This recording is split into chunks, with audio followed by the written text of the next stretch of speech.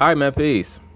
So I've made statements in other videos pertaining to certain notable so-called black superstars and celebrities and their alleged associations with major sports franchises in regards to them being owners or having a partial stake in ownership, that all of that is a facade. They're actually just proverbial mascots.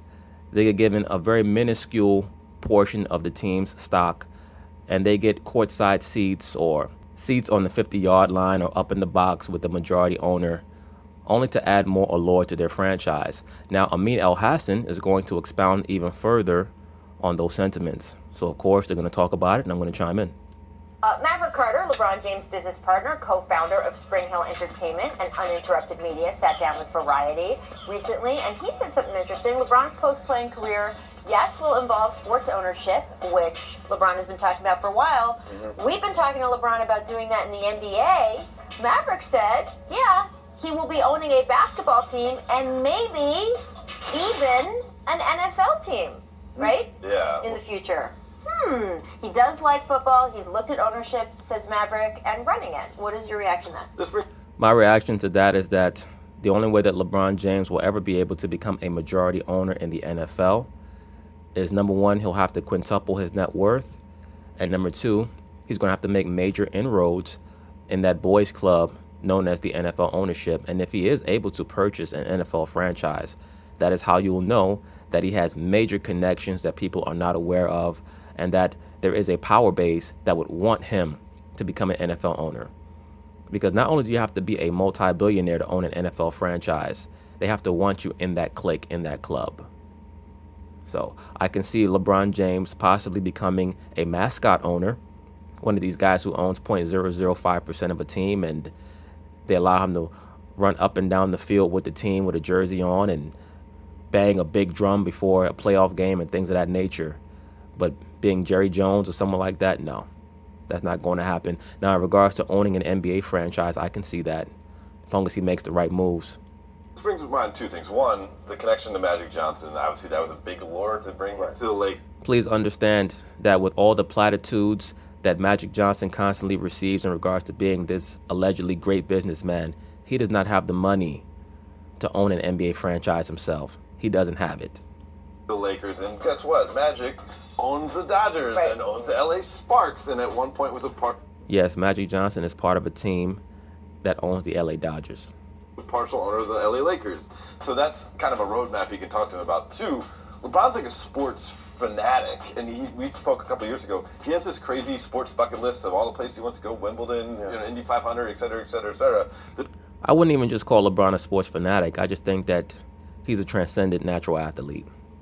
This to me speaks to his true fandom when it comes to all sports.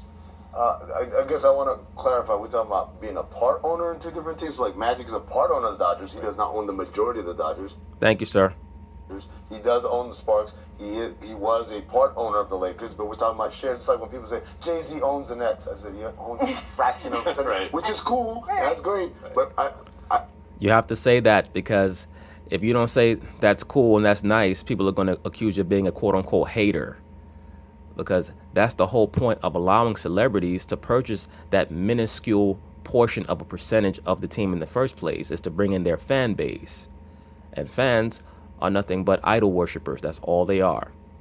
That's the point of allowing a Jay-Z, an Usher, a Nelly to purchase 0.5% of stock in a team. So that you could throw them at half court. You could have them perform at halftime. Things of that nature. They're nothing but minstrels. And when I use that term minstrel, I mean in the literal aspect of that word, meaning a servant. That's what they are. They serve people for entertainment. They provide a service. That's all. So now when we start talking about owning one of these major sports franchises, look at the Forbes 500 list of what many of these top franchises are worth. They're going into the billions. Dallas Cowboys are worth over $4 billion. Most of the major franchises in the major sports in America are going to cost you over $1 billion. LeBron James is going to have to quintuple his net worth. Now, it seems as though he's trying to diversify his financial portfolio. So hopefully for him, he'll be able to get there. But in regards to being a majority owner of an NFL franchise, absolutely not. They turn people away all the time in the NFL. That is an old boys club if I've ever seen one. Now in the NBA, I think that he'll have a chance as long as he can probably double his overall net worth. If he can get to where he's worth somewhere around $2 to $2.5 billion, Adam Silver will help him out. And he will allow him to buy a franchise, most likely the Cleveland Cavaliers. I've already stated, and I'm on record as stating that one of the main reasons why he went back to Cleveland in the first place is so that he can make that transition of ownership from Dan Gilbert to himself of the Cleveland Cavaliers more seamless and more sensible. Because had he never came back to play with Cleveland, there's no way in the world that Cleveland fan base would have been as amenable to having him own that franchise as they will be right now. Or I should say in 15 years or so. I want to be clear. Is this cool about, like, does he want to be Paul Allen? Paul Allen owns the Blazers and owns the Seahawks. If the quote means that, I'm sorry, I don't see it happening. Neither do I, sir. And Paul Allen is worth Lord knows how many tens of billions.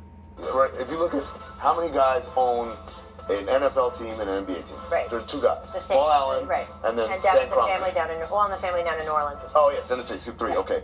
Look at the list of the richest human beings in the world. they come up. Right. And so LeBron, $billion industry, all that stuff, but we're talking about 20 billion? Right. We just talked about the Knicks being worth $4 billion, right? So what So, the teams going to be worth when he's ready to I would obviously, again, projecting into the future. I would see him, and we've both talked to LeBron about, like Michael Jordan, really owning an NBA team, having you be the owner, having you be the shot caller, and then if he wants to own like a piece of a football team, so he can come and go as he pleases and be on the sidelines and sort of be owning an NFL team. Be a mascot.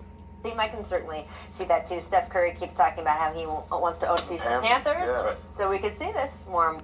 Well, we'll see it eventually. Steph Curry will most likely become part of some type of ownership group down the line, whether it will be the Panthers or who in the near future, who knows. But he's someone who also has connections. But in regards to LeBron James owning an NFL team, no, that's not going to happen unless he just happens to invest in a product that helps change society.